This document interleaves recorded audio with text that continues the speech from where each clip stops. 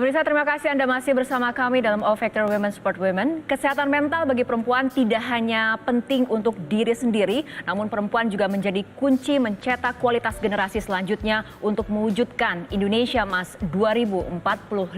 Sebagai tenaga medis, tenaga kesehatan, dan juga sebagai influencer, apa sih yang udah dilakukan untuk bisa mengedukasi para followernya nih? Awareness tentang mental health ini sendiri. Sesuai namanya ya, media sosial. Artinya kan aku menjadikan itu sebagai media untuk menginfluence others gitu, untuk menyampaikan informasi-informasi baik termasuk informasi tentang mental health itu. Keinginannya sih sebenarnya sederhana.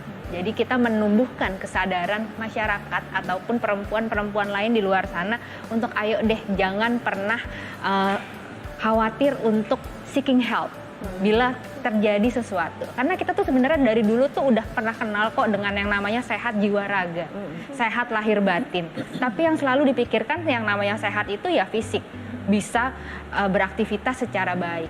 Tapi kita lupa bahwa beraktivitas itu juga harus optimal, gitu. Jadi pikirannya harus jernih, keputusannya harus taktis dan juga jelas. Nah itu harus bisa didapatkan dari psikologis yang juga optimal. Jadi kalau aku selalu nggak pernah bosen untuk bisa ngasih tahu kepada teman-teman followersnya juga adalah kalau ada sesuatu yang dirasakan udah mulai tidak nyaman, apalagi berkepanjangan, ayo deh kita cari bantuannya, kita ke psikolog, kita ke psikiater. Pernah ada yang DM langsung nggak sih Mbak? Oh banyak gitu, dan pasti aku refer karena aku merasa aku tidak legitimate akan ilmunya. Ini permasalahan bersama dan kadang jatengnya bisa dari lingkungan yang paling dekat dari kita, mungkin dari keluarga, mungkin dari followers yang lain gitu ya, atau burnout dari pekerjaan. Jadi bisa dari mana aja. Kita punya medianya nih, dan kebetulan mungkin kalau dari akun aku corongnya lebih lebar daripada teman-teman yang lain. Jadi dipergunakan sebaik mungkin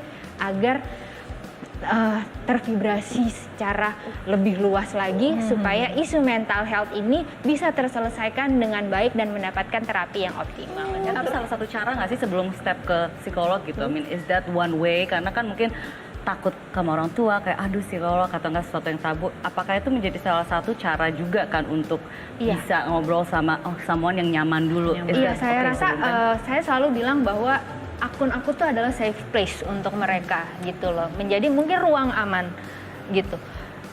No matter how you are gitu ya, silahkan untuk hadir. Mungkin ke DM, mungkin ke tab comment gitu ya. I won't judge, but I won't give you any therapy gitu. Tapi setidak-tidaknya bisa untuk menjadi solusi awal dulu nih. Mengungkapkan gitu. apa yang ada dalam hatinya dan solusi awal dulu. Yang nantinya akan tetap aku refer ke yang lebih deh. Ada perempuan-perempuan seperti Mbak Fala, Mbak Tiwi yang bisa menjadi jembatan gitu loh. Karena mungkin untuk ketemu langsung ke psikolog psikiater kan stigmanya kan negatif banget ya. Nggak So benar kita butuh orang yang punya safe psikolog dulu. nggak apa-apa dari sekarang. Saya bisa bilang saya punya kok psikolog tempat saya muntah semuanya deh gitu ya. Karena kita sekarang tuntutan hidup kan banyak banget gitu, dan nggak mungkin lah, maksudnya pasti kita punya unek-unek yang kalau ngobrol ke temen yang ada ntar digosipin lagi, digibahin lagi. Males dong. Make it okay. Iya kan, terus Enen ngomong ke orang tua, ntar orang tua pusing lagi, aduh nih anak gue kenapa gitu. Mendingan kita cari, dan kita udah dewasa juga, bisa dong cari psikolog terdekat, nggak usah ketemu, nggak apa-apa. Jangan lupa juga bahwa anak yang sehat itu adalah hasil dari ibu yang juga sehat. Mbak Emi ibunya dulu dong punya hak buat sehat ya.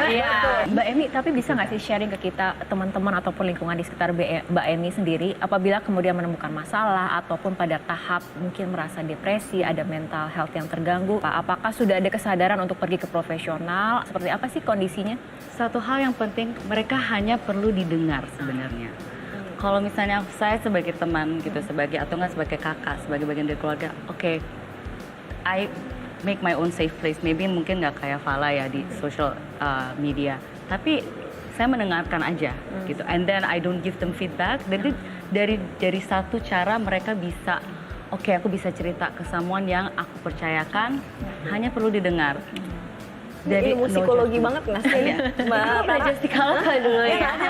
gitu. Gak usah ngejudge, udah ada cerita yang beda ya kan. Kalau Caca pilih oke saya akan ke psikolog selesai, tapi kan nggak semua orang juga punya dana barangkali. Tapi kalau kita punya teman yang bisa buat tempat ventilasi, boleh juga loh kalau ada orang teman yang bisa dipercaya. Betul. Kalau kita bicara perempuan itu permasalahannya cukup spesifik loh, berbeda daripada laki-laki ya.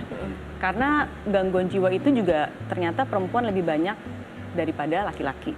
Dan perempuan biasanya lebih mengalami masalah mental emosional, kayak depresi, kecemasan. Sedangkan kalau laki-laki itu biasanya lebih ke masalah agresivitas, impulsif, addiction gitu. Jadi isunya berbeda. Tapi kan memang karena tuntutan, ekspektasi, peran perempuan kan beda ya dari laki-laki ya. Maksudnya Kamu tuh nggak ngerti perasaan aku. Tapi kebayang nggak perempuan itu dituntut multi peran, jadi ibu, jadi istri, harus jadi wanita karir gitu, jadi anak. Yang kedua perempuan itu dibiasakan untuk memendam emosinya karena perempuan itu dikonstruksikan harus sabar, lembut, Anggun, cantik, manis, princess gitu ya. berkorban buat orang lain, Princess kan mengalah. nggak ada yang cowok kan ya. Jadi ini kan beban-beban yang memang khas perempuan banget kalau kita mau bicara perbedaan gender ya gitu. Dan buat lift up itu gimana caranya? Buat ngangkat beban itu secara sedikit-sedikit itu gimana? ya sebetulnya pertama perempuan itu sendiri juga perlu menyadari bahwa mereka juga berhak loh untuk menceritakan masalahnya. Boleh loh untuk punya emosi, boleh nangis, boleh capek, boleh lelah, boleh marah gitu ya. Bahwa ini bukan sesuatu yang buruk gitu. Kan kadang kalau kita punya masalah sama suami gitu, biasanya orang-orang sekitar suka bilang ya udah ngalah aja, Sabar ya.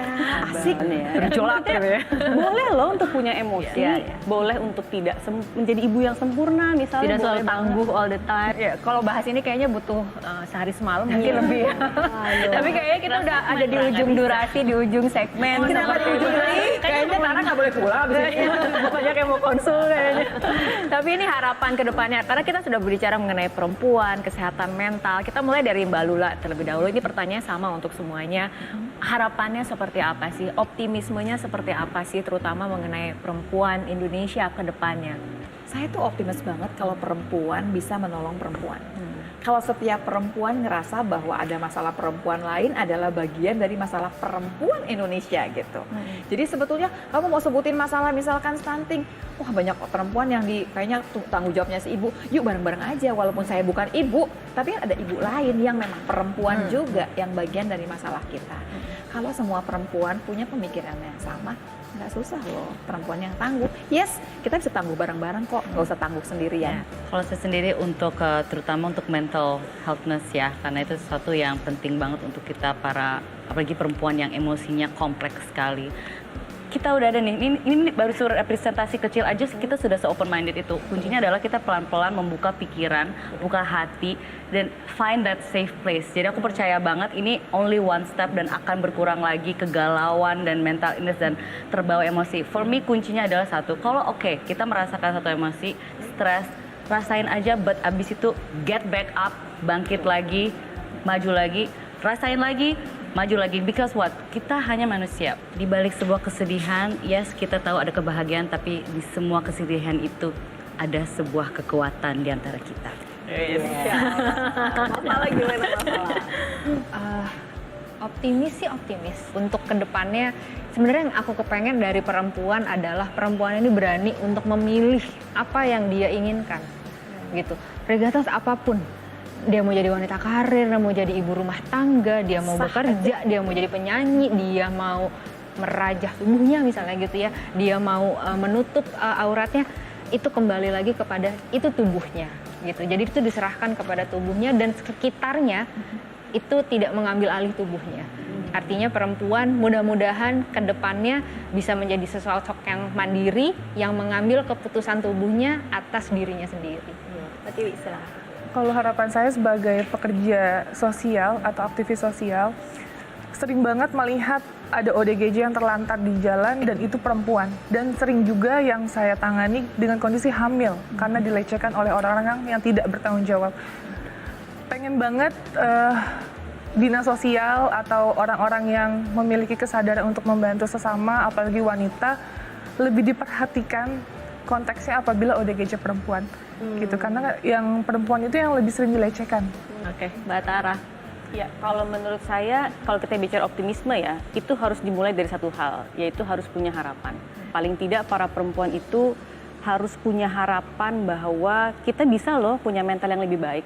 Kita bisa menciptakan kondisi mental pada anak-anak kita, pada anak remaja kita yang lebih baik. Kita juga bisa membuat masalah mental itu jadi sesuatu yang ditanganin, bahkan bisa dicegah. Dan paling tidak punya harapan bahwa hidup kita, lingkungan kita, mungkin dunia kita akan lebih baik kalau memang kita punya kesadaran dan keterbukaan akan isu-isu mental sih. Oke, baik ya, kita berharap pembicaraan kita malam hari ini bisa menjadi inspirasi bagi para perempuan Indonesia di luar sana, bisa kemudian kita sama-sama tangguh bersama, tidak tangguh sendiri seperti itu ya. Karena ada quote yang mengatakan, every great woman there are another great women, when women support women, incredible things happen. Selalu ada optimisme dari tantangan zaman, karena optimisme lahir dari semangat dan perjuangan. Sudah saatnya kita bangkit bergerak bersama untuk Indonesia yang cemerlang. Ya, terima kasih untuk narasumber yang telah hadir malam hari ini, Mbak Lula, Mbak Emi, Mbak Fala, Mbak Tiwi, dan juga Mbak Tara. Terima kasih telah berbincang dan berbagi pengalamannya yang sangat inspiratif untuk pemirsa dan perempuan Indonesia. Mewakili kerabat kerja yang bertugas, saya Fitri Megantara. Dan saya Caca Frederika, kami pamit undur diri. Mari bangkit bergerak bersama menuju Indonesia Emas. Sampai jumpa.